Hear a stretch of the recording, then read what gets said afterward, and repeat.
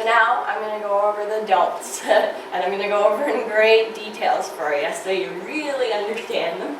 I'm not here to scare anybody, so don't be offended. I'm not trying to do anything like that. So trying to do this as painless as possible. So don't wear satin or stretchy velvet, and these are really great examples, and avoid dresses with too much lace. So some of these photos, as you can see, are from Milano, especially the red one with the white lace. As you can see, very photoshopped, as you can see in the background, and you can see what kind of dresses you would actually be getting. So just showing you, these are usually, you can tell they're total scam artists because of the Photoshop quality of these pictures, really. So look out for these types of dresses on eBay and Milano. Don't go buying there. So satin and stretch velvet are cheap costume staples, and they pretty much guarantee to make anything made out of them look like cheap costumes. On occasion, Lolita brands will put out satin pieces, but the satin that are higher quality pieces and are made with miles above the cheap costume satin that cheap Ita dresses are often made out of. Ita dresses Ita means ouch, or Itai means ouch in Japanese, and Ita is half of Lolita, right? And it just means a really bad outfit, or a really bad dress, or a really bad coordinate. Black dresses with white lace have become an Ita trademark. If you're a beginner and totally clueless, it's best stay away from that combo altogether because the lace is even a little bit cheap and stiff. It's going to stand out like crazy on a black dress. If you must wear black and white, wear an all-white blouse with a black JSK or skirt. Mixing separate sols is a much more foolproof than cross-mixing lace and fabric. Or buy from a trusted Lolita shop, that is to say a brand or a talented seamstress somewhere where you'll know that the lace isn't going to end up looking like 2 inches of stiff Rochelle lace, like the Milano dress right there. So, and also to show you the difference of the bad dresses with the good dresses, I did this. Pretty. So look at the simplicity of the dresses and how much better this looks as opposed to some of the other dresses. So look at the quality of the dresses, and I also picked, as you can see, lavender and black, so I picked another lavender and black outfit. This is more of a pirate dress, but just showing you the different quality. As you can see, there's a really big difference. Simplicity, again, look at the simplicity of the dresses and how much better that looks. So stay away from cheap and black-white dresses, as I mentioned, and stay away from the gothic color combo. And I'm mostly talking about the black and red and blacks and purple. While there are people out there that have successfully mixed these two colors, many beginners, Lolita dresses that would look okay in all black like to mix in another gothic color. Some newbies seem to think that these are more gothic color schemes because they are commonly found in Western Gothic outfits, but they rarely work well for Lolita and are more often than not sold by low-quality costume shops. So, as you can see again, Milano is the culprit of both of these beautiful ugly dresses. So, as you can see, there are ways to do a cheap dress, and this is a really well-known brand, Angelic Pretty. You can see how black and white is different, and as well, you can see how the details, they're trying to put way too much detail in this dress, whereas this one is very simple. And notice also the how long that lace is on both of these dresses as opposed to the dresses that I'm showing you. But I'm just showing you how you can do also gothic combos without having to do a really bad dress, a Nita dress. So I'm also going to show you real quick a good outfit versus a bad dress, basically. So again, a general tip is to avoid the black and white outfits, but you can see how little things that are separating these two types of qualities. Don't make a Lolita outfit with clothing lying around your closet, and keep cosplay and Lolita separate, as I mentioned. You see your first Lolita picture, you come into this beautiful panel that I've organized, and you instantly fall in love. Oh God, how you want to look like this right away, right now. So you run to your closet at home, you find your fanciest skirt and your nicest blouse, voila. Not true. This is sort of, this sort of looks like it, doesn't it? No, it really doesn't. Very few normal clothes look Lolita, unfortunately. You might be able to find blouses and accessories, shoes and things like that, but when you're starting Lolita Fashion, the best thing to do is to basically separate your casual outfits and start a whole brand new outfit for Lolita Fashion. Start going to your thrift store, start going to your Kensington Market, start going to H&M and Forever 21, and you can find little things, but it will take you a little bit of time to do that. Also, Lolita is not cosplay. This means that you shouldn't be wearing character costume and calling it Lolita. Avoid other things that are typically featured in anime as well, including cat ears, tails, bell collars, neon wigs, extremely exaggerated details such as huge areas of corset lacing, or extra wide, ravi-defying ruffles. Just because Lolita comes from the magical land of Japan doesn't mean you have to insert as many Japanese elements into a coordinate as you can. No paper umbrella, no Japanese style brocades, no geisha makeup, and you know what, if you're a newbie to Lolita, I'm going to say stay out of Lolita as much as you can. Did you have a question? Oh, okay, sorry. Oh, she has Not trying to be mean. She has Oh, a question. go ahead. Hi, sorry. You said no cat ears and stuff. I was noticing a girl yesterday, she had a cute little bow with little bunny ears, and I asked her where she got it, she said it was Angelic Pretty. Yeah. So, is that, because it's I will, a brand, so it's okay. Here's what I'm going to mention about the cat ears. A lot of girls will wear them to meetups and outside. We recommend you don't. At a convention, a lot of times they're okay. I have worn bunny ears with, because I have the Baby Starshine Bright dress and I had bunny ears in it. So some girls will wear little bunny ears, but it's not, it's done tastefully. A lot of girls will just wear like a black and white outfit and put cat ears. Okay. That's what I mean. Does that make sense? Yeah, no, it's just like... It is okay. Bunny ears are usually more acceptable because there's a lot of bunnies in Lolita Fashion. Yeah, okay. Cat ears not so much, but I have, you like again, tread carefully. Yeah. So, as I'm going to mention also, I'm going to show you. So this is cosplay Lolita, as I was mentioning. This is a good way of doing it. But again, you shouldn't go to your meetup or something in cosplay Lolita. This is for like the convention. If you guys want to incorporate Lolita Fashion, this is the way to do it. But it's the cute way to do it. It's simple. I like it. And then just looking, if you're going through your closet, you find a nice cardigan or something like that, you can use it. But again, you're probably going to have to start from scratch. So Lolita versus cosplay. Lolita Fashion has guidelines like fabric and lace quality, the skirt length, the amount of skin exposure, and the garment design.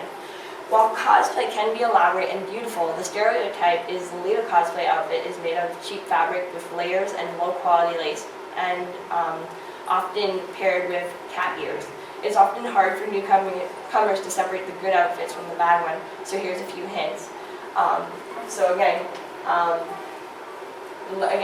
The satin, the silk I've mentioned, look at certain qualities of the garment. And the other thing I wanted to mention about the difference between cosplay and Lolita, whereas cosplay cosplay is about finding the solution, I think, to the problem to a certain degree, finding how you can do that, how you can incorporate this. Lolita is more, there's a way to do it and there's a solution to it, so go to it kind of thing. And another thing I wanted to mention is lace quality, like why bother with that? Like why am I mentioning that? And it really doesn't look the same, it doesn't feel the same, and it doesn't work the same or move the same, and it looks cheap. And I will show you guys again how this is cheap. So, again, I have my beautiful chart, and I know some of you guys have seen it, but I will pass it around again. So we have, at the top here, this is the Rochelle lace, and it's at the bottom here at the back. Rochelle lace, here are some of the signs. They're the base netting. It looks scratchy. It is called scratchy lace for a reason, and you can touch it and feel it, and you will know by the difference of the eyelet lace to the Rochelle lace, you'll see the difference. You're also going to see a loose weave. It looks netty and pixely, so look really close. It looks like an 8-bit lace, basically. I would call it an 8-bit lace. You're going to see a lot of flower designs in it, and it also looks really cheap. I'm going to pass that around again. So, go ahead. And you're also going to see how I have an eyelet lace with a ribbon through it, and I'm just showing you how certain laces, although they are good, you could use them in Lolita Fashion, that one is thinning out, so you can kind of see how they can be bad. But that doesn't mean that they're all bad. And as you can see, these are some examples of the Rochelle lace. And also notice that a lot of the bad costumes I mentioned have a lot of lace, like not just a little bit here, they have a lot of it. Here's some good quality lace. Some of the signs that you're going to see is a lot of curves in the design. There's usually not too much blocky designs. They might have a netting-like details, but they are also for the purpose of decoration, not as a cheap base to machine stitch square looking flowers on top. Usually it's thick and soft looking while still managing to look delicate. In short, good lace is good because it's pretty, soft, has gentle curves, and is thick. One kind of lace that doesn't always follow the gentle curve rule is the Clooney lace, which is actually on the thing that I'm passing around, which is generally chunkier and looking, it's generally chunkier looking than other laces, but that certainly doesn't mean it's bad. Clooney lace is still soft and often delicate looking, and has much more crochet kind of feel to it, and is actually made up from thread plaited together to another design. I'm also going to talk about eyelet lace, which again is on the thing I'm passing around. You can distinguish it by the large holes or eyelet integrating into the pattern and regular interval. So, and you can see it, it's right here. This one's, I like the baby eyelet lace a lot more, but you can see it in there, and usually they come pre-ruffled. And you can buy them at Walmart and things like that. You can find them everywhere. They were at Faberland and things like that. Torchon lace is very similar to Clooney lace. It's a bobbin lace as well. Torchon lace is notable for being relatively coarse and strong, and it usually comes in a simple geometric pattern and straight lines. Torchon and Clooney lace were really used for the old school Lolita dresses, and now today we use a lot more tulle, a lot more chemical, and eyelet lace. And also, oh yeah, that's the big distinguishing feature between torchon and Clooney lace is torchon lace is not as heavy as Clooney lace.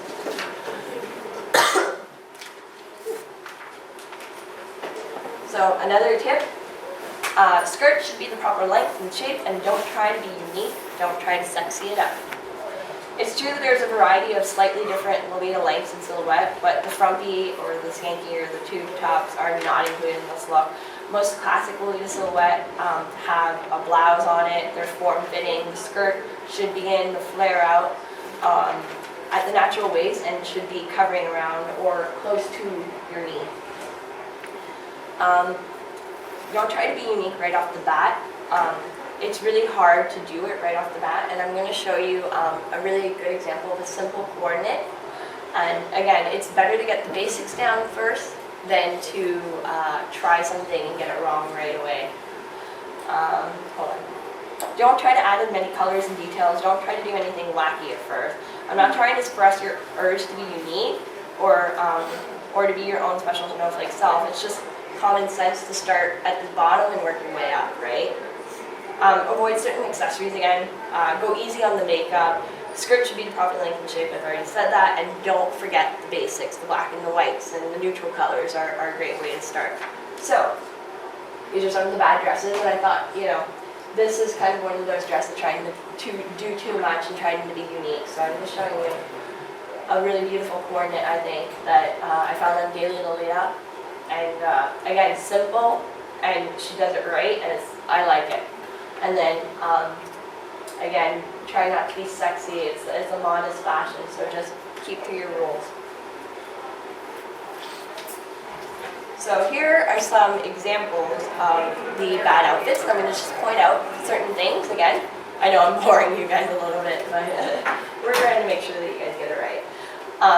Long, cheap lace, the unflattering cut, the loose socks, the simple dress, and then the pigtails and accessory really scream cosplay. In photo number 2, we have the cheap lace on the socks, and as well, it looks really unkept. the cheap lace on the dress, and then the low cut right here. You don't want something to do that with your dress, and it's trying to emphasize, I find, the bust area a little bit. Photo number 3, the rectangular headdress and also the color of it really doesn't match. She's wearing kind of an off-white dress, and she's matching it with white, which really doesn't go well. The dress is a little bit too tight for this girl, and you can also see the loose sleeves also a little bit. The skirt is too short. You can notice her knee area, and it's really not the right shape. Again, it's flaring out, but it's not going to where we need it to. And as well, the punk accessories on the bottom really don't work well with the classic Lolita items.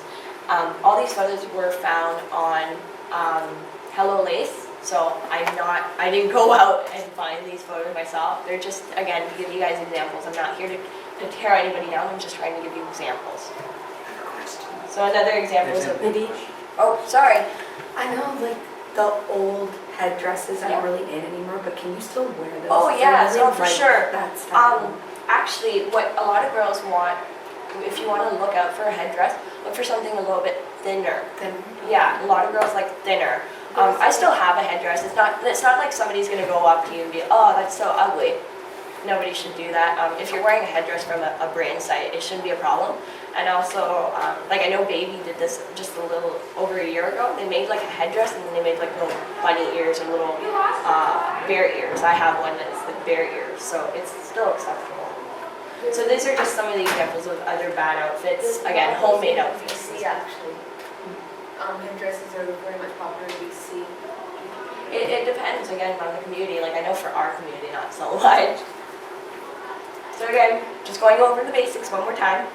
So the 7 steps to avoid these mistakes. Look at the material, the balance and details, the elegance, the undergarments, wear the right shoes, your hair and makeup, research and study, it'll be your savior.